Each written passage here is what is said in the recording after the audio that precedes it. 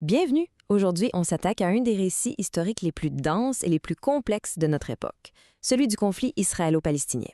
Le but ici, ce n'est pas de trouver une seule vérité, mais plutôt de déconstruire les différentes façons de lire cette histoire. Et pour commencer, on va se poser une question qui a l'air simple, mais qui est vraiment au cœur de tout ça. On entend cette date partout dans les médias, n'est-ce pas? C'est souvent présenté comme le point de départ. Presque chaque reportage commence par la phrase « depuis les attaques du 7 octobre ». Mais la question se pose, est-ce que c'est vraiment là que tout a commencé? Selon le sociologue Rachad Antonius, voir les choses comme ça, c'est passer à côté de l'essentiel. Pour lui, ce qu'on observe aujourd'hui, c'est en fait l'aboutissement d'un très long processus. Une guerre qui dure depuis un siècle, qu'il décrit comme une prise de contrôle territorial. Alors plongeons là-dedans pour mieux comprendre. On va regarder ce que Rachad Antonius appelle 3 moments structurants, 3 pivots qui ont vraiment défini les règles du jeu.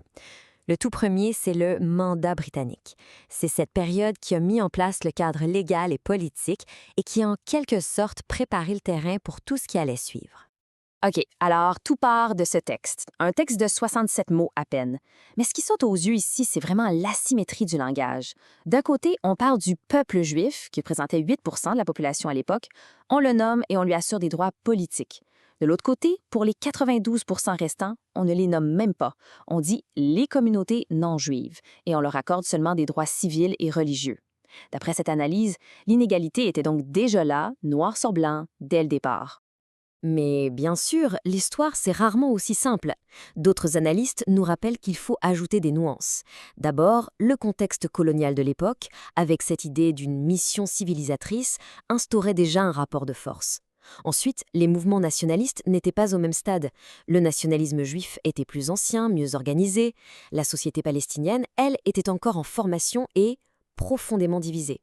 C'est un détail fascinant, même une partie du gouvernement britannique, la Chambre des Lords, s'est opposée au mandat, mais leur vote n'a rien changé. Bon, on avance au deuxième grand pivot. Le moment décisif, vraiment. C'est là que l'ONU arrive avec sa tentative de diviser le territoire.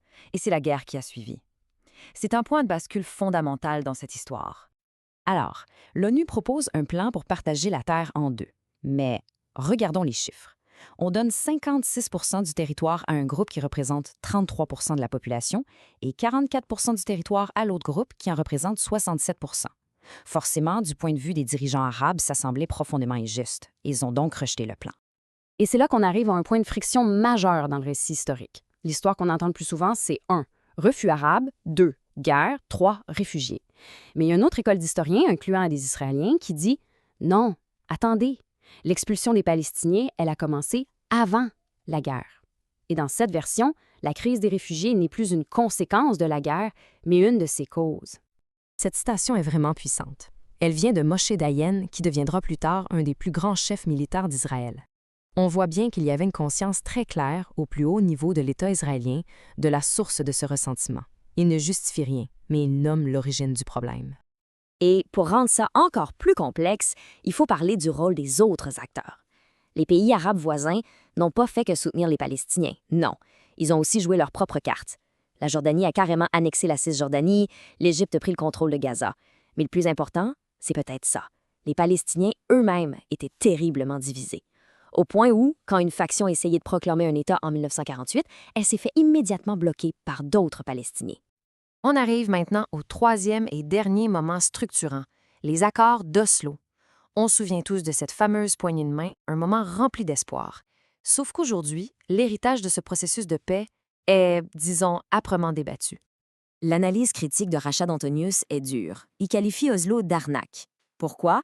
Parce que la reconnaissance n'était pas égale. L'OLP, l'Organisation de libération de la Palestine, reconnaît un État, Israël. Mais Israël, en retour, ne reconnaît qu'une organisation politique, pas un État. Et le point vraiment crucial, les mots État palestinien ne sont écrits nulle part. À la place, on divise le territoire en zones A, B et C, et Israël garde le contrôle total sur la zone C, c'est-à-dire 60% du territoire. Et quand on regarde ce qui s'est passé sur le terrain, le résultat est sans appel. Le processus de paix, loin de freiner la colonisation, a en fait coïncidé avec son accélération massive. Pour certains analystes, la prise de contrôle du territoire a été bien plus efficace sous le couvert de la paix que par la guerre. Mais il faut raconter une autre histoire, qui se passe en même temps, celle de la division politique palestinienne. En 2006, le Hamas gagne les élections. Mais son rival, le Fatah, et une bonne partie de la communauté internationale refusent ce résultat. Ça mène à une rupture violente en 2007. Résultat, Gaza est contrôlé par le Hamas, la Cisjordanie par le Fatah. Deux entités politiques rivales. Et ce fossé, il n'a jamais été réparé depuis, ce qui a rendu toute négociation unifiée pour un État quasiment impossible. Alors, comment on fait pour mettre toutes ces pièces du casse-tête ensemble? On se rend compte qu'on n'a pas une seule histoire, mais au moins deux grandes manières de lire tout ce siècle de conflit. C'est ça qui est fascinant, hein, cette tension entre deux visions. D'un côté, on a une lecture qui voit une conquête presque inévitable, un processus linéaire. De l'autre, on a une lecture qui met l'accent sur la complexité, les avares, les occasions manquées, les divisions internes et la responsabilité de tous les acteurs. Dans la première vision, l'histoire semble écrite d'avance. Dans la deuxième, elle est une suite de carrefours, de choix qui auraient pu être complètement différents. Et c'est là-dessus qu'on va terminer. Parce que peut-être que la clé pour comprendre le présent, ce n'est pas tant de trouver la bonne version de l'histoire, mais plutôt de comprendre pourquoi il y en a plusieurs, et de voir comment ces récits qui s'opposent continuent aujourd'hui de nourrir les actions, les identités et les espoirs de chacun. C'est une bonne question à garder en tête.